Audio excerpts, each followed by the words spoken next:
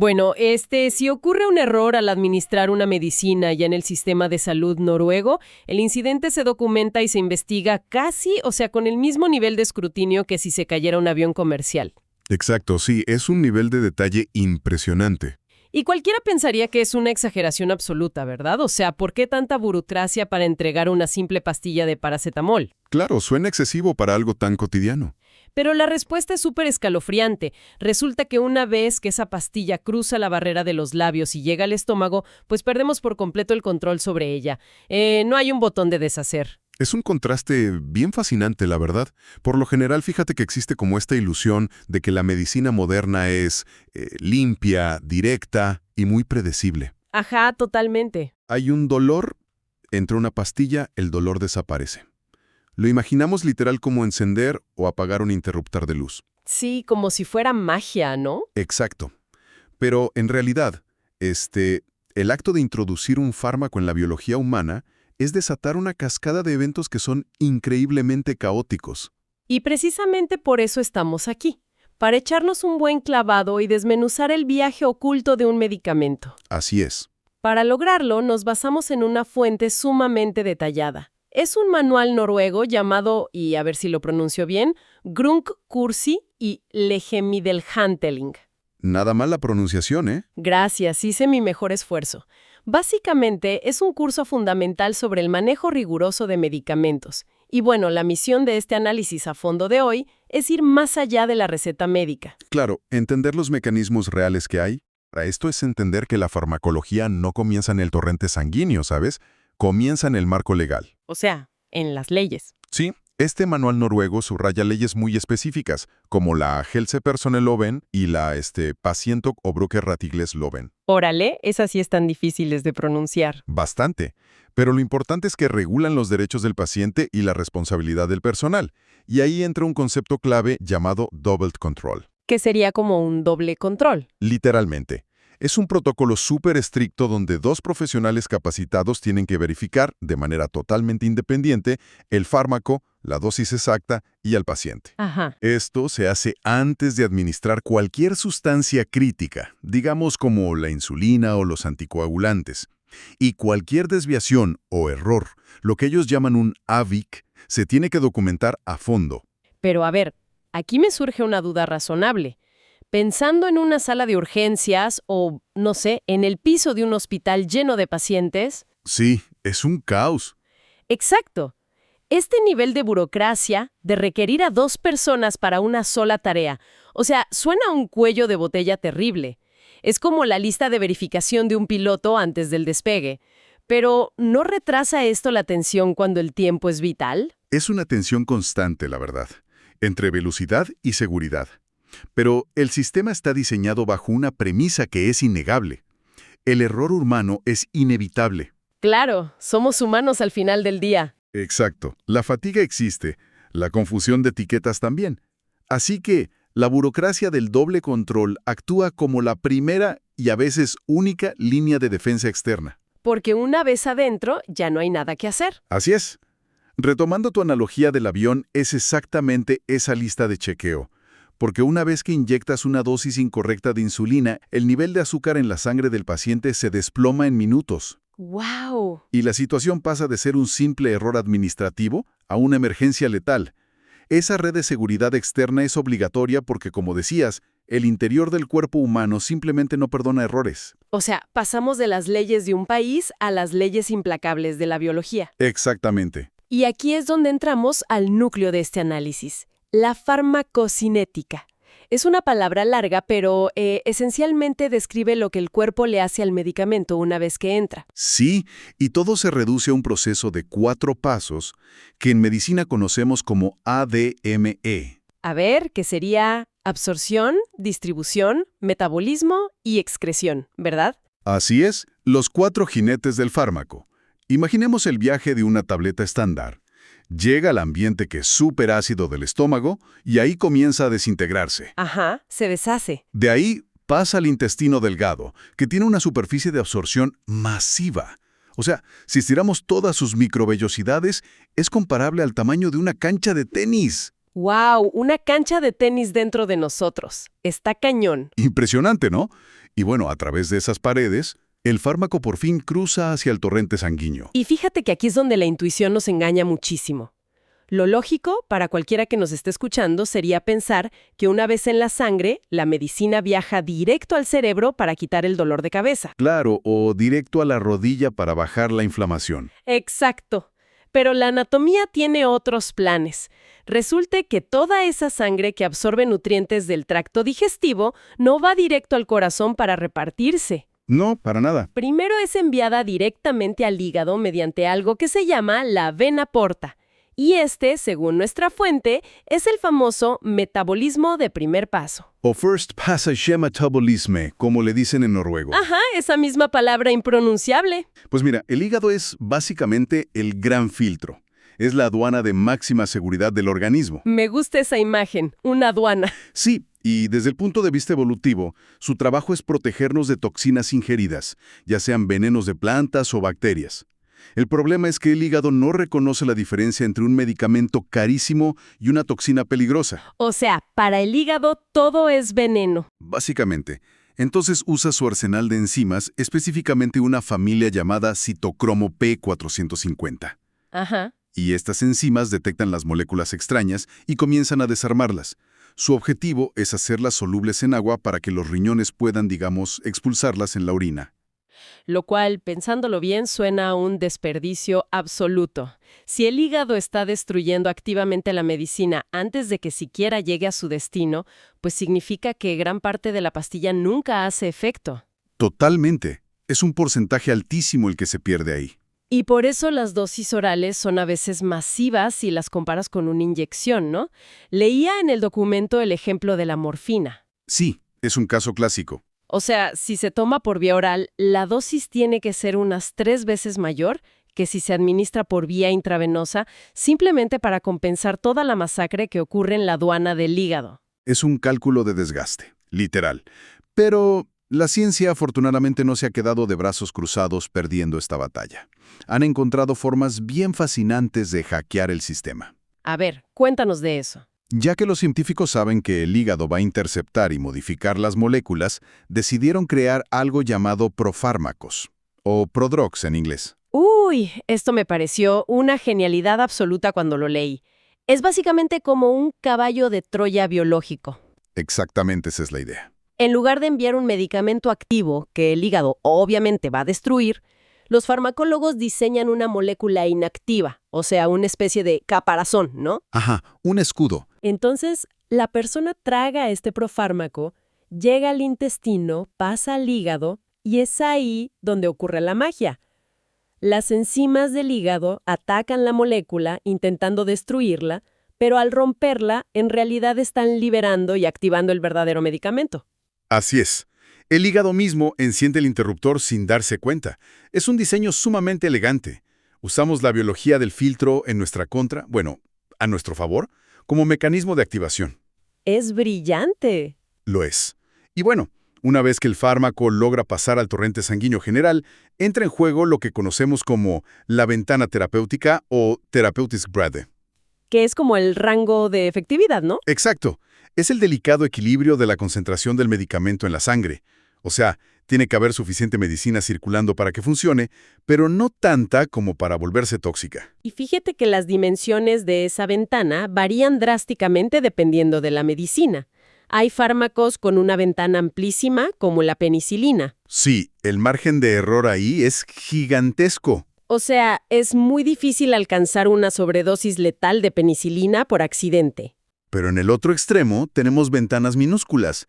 El documento mencionaba el litio o la warfarina. Uf, la warfarina, un anticoagulante súper común, o sea, se usa muchísimo. Ajá, y tiene un margen pero tan estrecho que una pequeñísima variación en la dosis puede significar que la sangre del paciente no coagule en absoluto. Y para mantener los niveles exactamente dentro de esa ventana estrecha, usamos un concepto que se llama vida media o Halberinstid. Vida media, ok. Es simplemente el tiempo que le toma al cuerpo eliminar, digamos, la mitad de la concentración de la medicina en la sangre. Entiendo. Si un medicamento tiene una vida media de 4 horas, pues necesitas tomarlo varias veces al día para mantener el nivel terapéutico. Pero si su vida media es de 24 horas, con una sola pastilla diaria la armas. Pero, a ver, aquí llegamos a una fisura enorme en todo este modelo perfecto. Toda esta farmacocinética de precisión, el cálculo milimétrico de la vida media, asume que el paciente es una especie de adulto estándar, ¿no? Sí, el paciente promedio del libro de texto. Exacto. Alguien con un hígado y riñones funcionando al 100, y la realidad es que el cuerpo humano es un terreno en constante transformación, sobre todo en los extremos de la vida, en los adultos mayores y en los niños. Y ese es uno de los mayores puntos ciegos que tiene la percepción pública de la medicina. Al envejecer, el hardware de nuestro cuerpo cambia. El flujo sanguíneo hacia el hígado disminuye, entonces procesa las cosas más lento. Lógico. Pero el cambio más brutal ocurre en los riñones. Fíjate, entre los 25 y los 85 años, la capacidad del riñón para limpiar la sangre puede reducirse hasta en un 50%. ¡Guau! Una caída a la mitad. Y supongo que eso tiene consecuencias en cadena graves. Totalmente. Si el riñón no puede excretar la medicina a la velocidad que calculó el laboratorio, el fármaco se queda circulando, se empieza a acumular. Claro, se hace un cuello de botella interno. Imagínate, si alguien de 80 años toma la misma dosis de un sedante que alguien de 30, en el adulto mayor esa sustancia se va amontonando día tras día. Y esto genera un escenario trágico que vemos muchísimo. Acumulación de fármacos en el cerebro que causan una confusión mental profunda. Y el peligro ahí es que, visualmente, esa confusión por la sobredosis silenciosa es casi idéntica a los síntomas de la demencia. Exactamente. Es súper fácil para la familia o un observador asumir que el paciente simplemente está empeorando por su edad, cuando en realidad sus riñones ya no están logrando despejar la medicación. Y si a esto le sumamos el problema de la polifarmacia, el documento mencionaba que es común ver a adultos mayores en asilos tomando, no sé, de 6 a 8 medicamentos diarios. Sí, es una locura. El cuerpo se convierte en un laboratorio químico totalmente impredecible. Un campo minado de interacciones en un sistema que ya opera a la mitad de su capacidad. ¡Qué fuerte! Y si miramos hacia el otro extremo del espectro, hacia los niños, pues el panorama no es menos complejo. Hay una frase contundente en el manual que lo resume todo. Los niños no son adultos en miniatura. Y es un error fundamental que a veces se comete. Pensar que a un niño simplemente le das una fracción de la dosis del adulto calculando el peso y ya. O sea, una regla de 3 y listo. Sí, y no funciona así. La biología de un niño está en desarrollo activo. Sus hígados pueden producir enzimas a ritmos completamente diferentes. De hecho, en ciertas etapas, metabolizan algunos fármacos mucho más rápido que los adultos. ¿En serio? O sea, ¿requieren dosis mayores proporcionalmente? Así es. Y sus riñones también varían muchísimo en su capacidad de filtración a medida que van creciendo. Y a pesar de toda esta complejidad biológica, hay una estadística en el análisis de hoy que me dejó helada. Hasta el 90% de los medicamentos administrados a niños en hospitales se prescriben off-label. Sí, es una cifra altísima. O sea, para quienes nos escuchan, off-label significa que se usan fuera de las indicaciones oficialmente aprobadas en la etiqueta. No es que sea ilegal, sino que los ensayos clínicos masivos rara vez se hacen en niños. Exacto. Por motivos obvios de ética y protección a menores, los laboratorios prueban sus moléculas casi exclusivamente en adultos. Claro, nadie quiere experimentar con niños. Y eso deja a los pediatras en una posición súper difícil. Tienen que adaptar tratamientos basándose en su experiencia clínica y en la fisiología, sin el mapa exacto de un ensayo clínico pediátrico de fase 3. El margen de error es mínimo. Así que si el hardware humano varía tanto, desde riñones de adultos mayores que funcionan a la mitad, hasta hígados infantiles que van a 1000 por hora, la única manera de compensar esto es alterando el software. O sea, el formato físico de la pastilla. Exacto. Tratar a todas las pastillas como si fueran iguales es un error que puede costar vidas. Este es un punto crítico. La forma de la píldora dicta cómo y cuándo se absorbe el químico. Tomemos como ejemplo las tabletas de liberación prolongada, que en el manual llaman tabletas Depot o Depot Tableter. Ajá, las que duran todo el día. Sí. No son simplemente polvito prensado. Están diseñadas con matrices de polímeros microscópicos. Al entrar en contacto con los fluidos del estómago, se expanden como si fueran una esponja y van soltando el principio activo poco a poquito, a lo largo de 12 o 24 horas. Y entender esto explica por qué un error inocente puede ser fatal. Por ejemplo, si alguien tiene problemas para tragar una pastilla grande de liberación prolongada Uy, sí, clásico. y decide, pues, triturarla con una cuchara o un mortero para mezclarla con puré. Al hacer eso, acaba de destruir completamente esa intrincada matriz de polímeros. Así es, hizo un cortocircuito mecánico. Completa de 24 horas en un solo golpe masivo. Se pierde todo el freno. Es peligrosísimo. Y bueno, otro ejemplo fascinante de esta ingeniería son las tabletas con recubrimiento entérico, las Enterotableter. Su propósito principal es sobrevivir intactas al ambiente del estómago. Porque el estómago es básicamente una tina de ácido. Totalmente.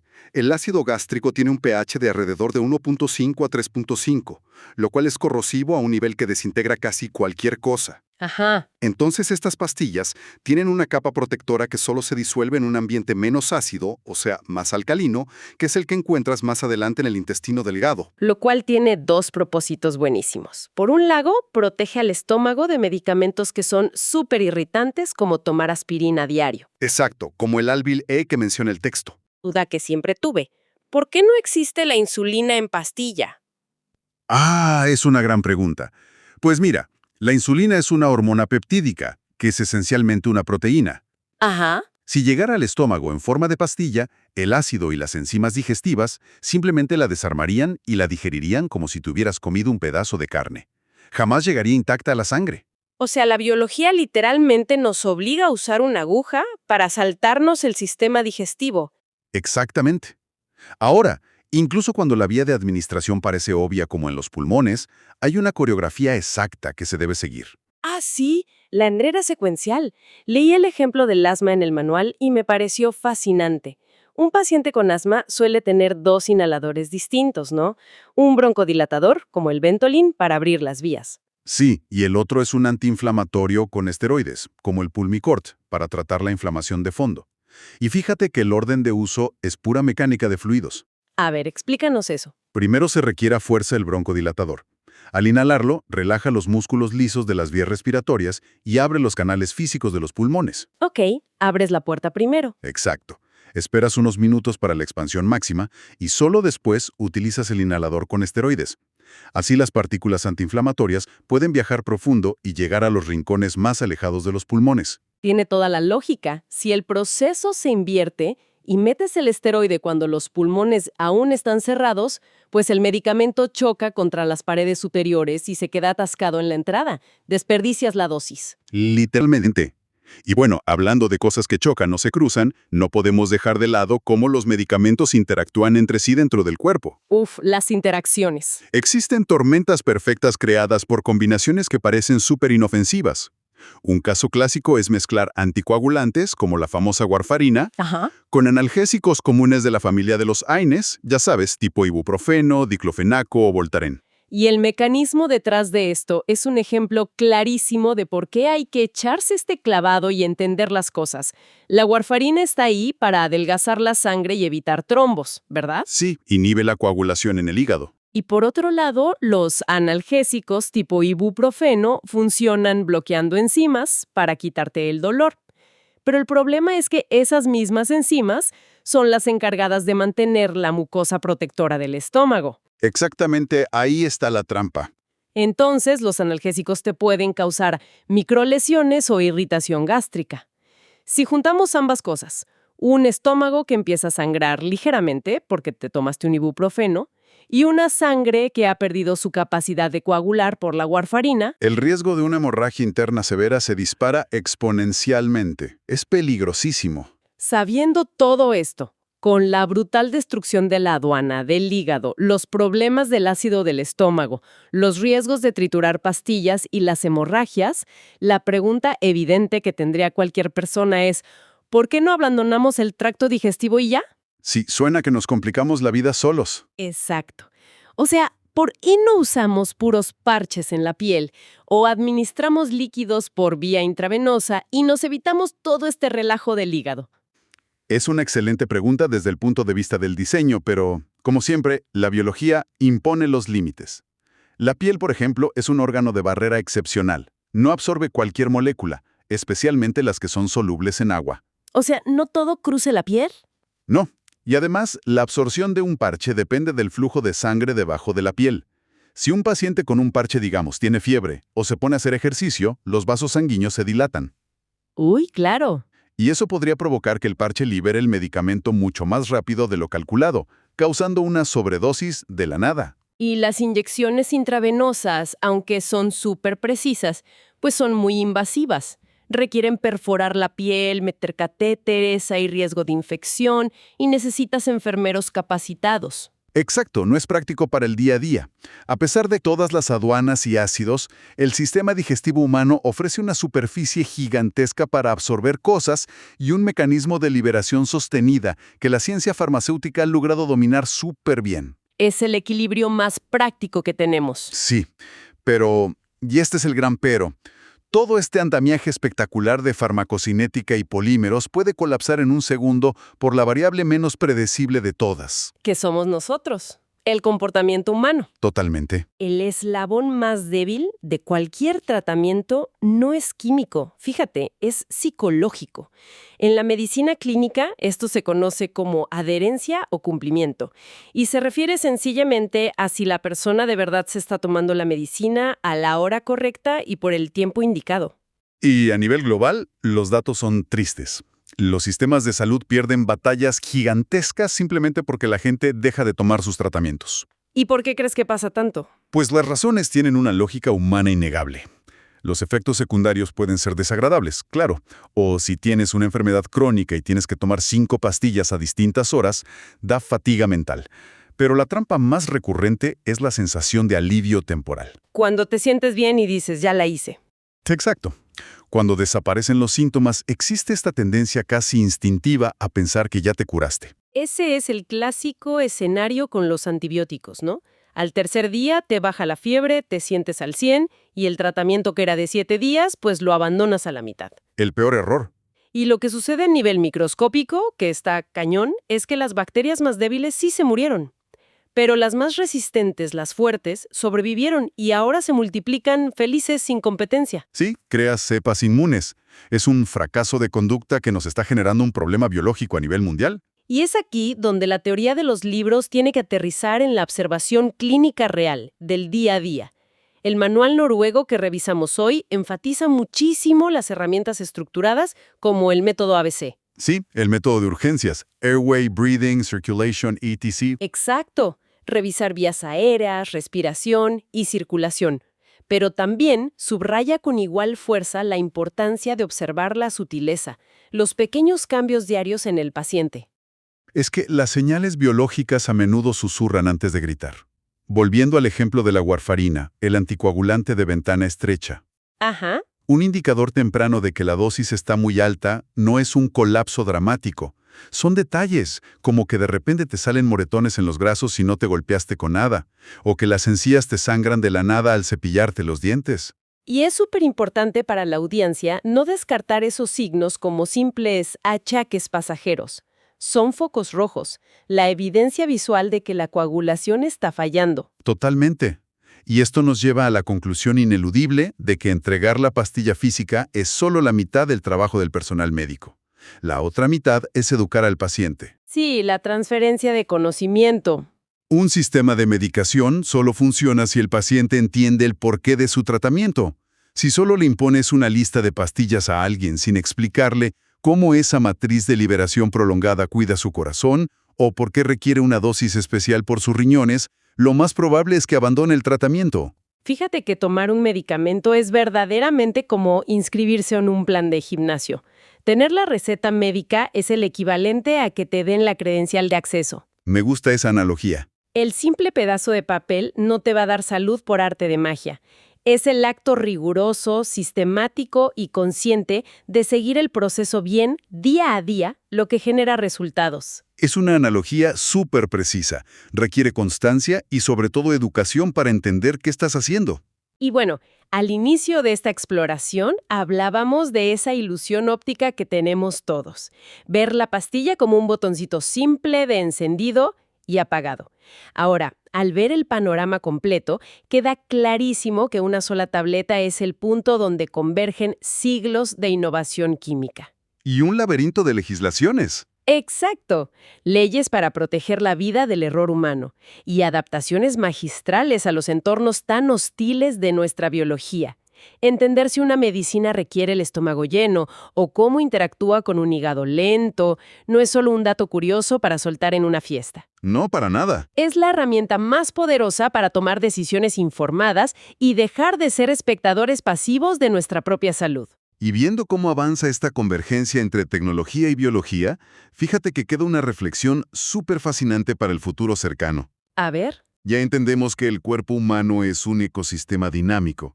La función de tus riñones, tu circulación, todo cambia en cuestión de horas o de décadas. Sabiendo esto, estaremos cerca de abandonar esta idea tan arcaica de fabricar píldoras estáticas en laboratorios lejanos. O sea, ¿una pastilla igual para todos? Exacto. Imagínate un futuro donde nanosensores en tu propio torrente sanguíneo evalúen en tiempo real cómo está funcionando tu hígado hoy, esta mañana, y que sistematicen la fabricación y liberación de tu dosis exacta y personalizada minuto a minuto desde un pequeño dispositivo interno. ¡Wow! Eso cambiaría las reglas del juego por completo. Transformaría la farmacología de ser un simple cálculo de promedios poblacionales a una ciencia de precisión milimétrica en tiempo real. Así es. Algún día, la odisea de tragar una pastilla tal como la conocemos hoy será parte de los museos de historia médica. Pero bueno, mientras ese futuro de ciencia ficción nos alcanza, el conocimiento profundo sobre cómo y por qué funciona cada miligramo que ingerimos sigue siendo nuestra mejor línea de defensa. Gracias por habernos acompañado en este análisis a fondo y hasta la próxima.